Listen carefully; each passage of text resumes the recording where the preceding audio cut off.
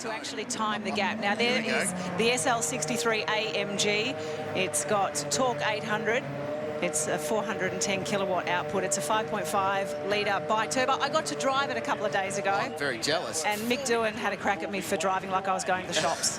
410 kilowatts. That's almost V8 supercar power. I know, and this is a car, literally, they just pulled the Rego label off. I think Mick Doohan unscrewed the Rego label off, and he drives it like he stole it, and it's such an impressive bit of kit for what is a road car, and he's been going around pretty quick. I think the only difference between going a little bit quicker than the V8 supercar is probably the fact that it's on road tyres, not proper racing tyres.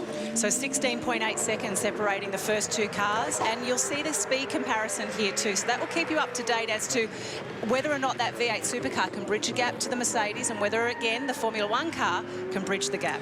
So the biggest difference in speed, I guess, between the V8 supercar and the Formula 1, for example, is the power and the weight. So, and the aerodynamics on the Formula 1 car is staggering. It's got so much more grip and corner speed through all the slower corners, and that's where it really will catch that car of Casey Stoner. But the peak speeds as well. The peak speed of the Formula 1 car is nearing 285, 290 kilometres an hour.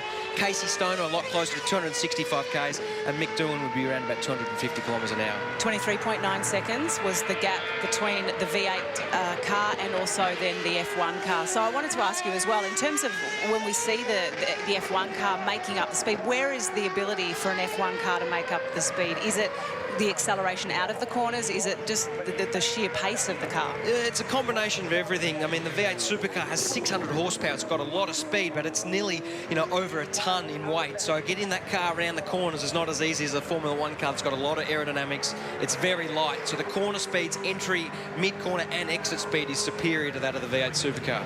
So there's Mick Doohan out of that fast chicane around the back of the circuit. So many great scenes there over the years at Albert Park. There's Casey Stoner, so you can see the gap closing in. The Red Bull racer, this is the car that he runs in the Dunlop V8 Supercar Series, the second tier V8s. Had his debut 2 weeks ago on the streets of Adelaide. You caught up with him yesterday. Great chat, by the way. And looking pretty relaxed. Mick having a moment mid-corner there. And don't believe for a second that Mick Doohan is not trying hard, because he is. And David Coulthard not yet in sight, guys. So he's not even in the screen. Oh, here he comes. This is quite a funny experience when you're driving that V8 supercar. The Formula 1 car looks like a bee or a wasp in your mirrors, and then all of a sudden it comes howling up behind you, and this sets up to be a great finish. Have a look at this. This will be really close, in fact, but David Coulthard will just get there. The 3 cars across the line covered by 0.3 of a second. So the handicapping is bang on. And between Mick Doohan, who was